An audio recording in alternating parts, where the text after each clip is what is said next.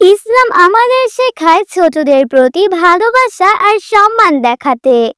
আজ শুনুন এক ছোট্ট গ্রামের মসজিদের গল্প, যেখানে এক শিশুর তেলাওয়াত বদলে দিল সবার মন।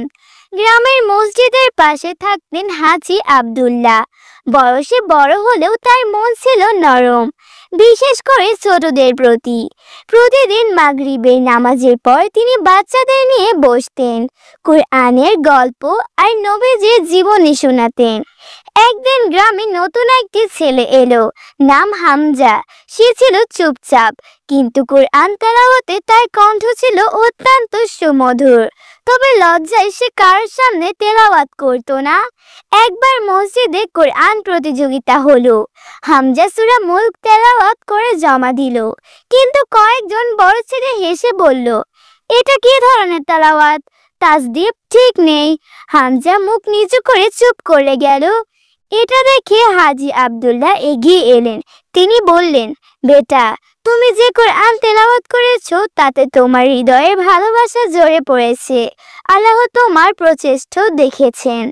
রাসূল সাল্লাল্লাহু আলাইহি ওয়াসাল্লাম বলেছেন, সবচেয়ে উত্তম মানুষ তারা যারা কোরআন শিখে আর শেখায়।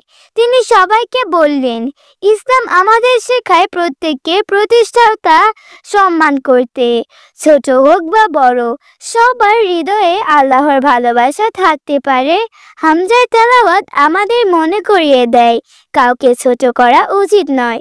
সেদিনের প্রতিযোগিতায় হামজার তেলাওয়াত সবার মন ছুঁয়ে গেল, আর গ্রামবাসী শিখল, ইসলামের শিক্ষা অনুযায়ী ছোটদের সম্মান করলে তাদের হৃদয়ে আল্লাহর নূর জ্বলে ওঠে। প্রিয় দর্শক, গল্পটি ভালো লেগে থাকলে লাইক দিন, শেয়ার করুন আর চ্যানেলটিকে সাবস্ক্রাইব করতে ভুলবেন না। আল্লাহ আমাদের সবাইকে ছোটদের সম্মান করার তৌফিক দান করুক। আমিন।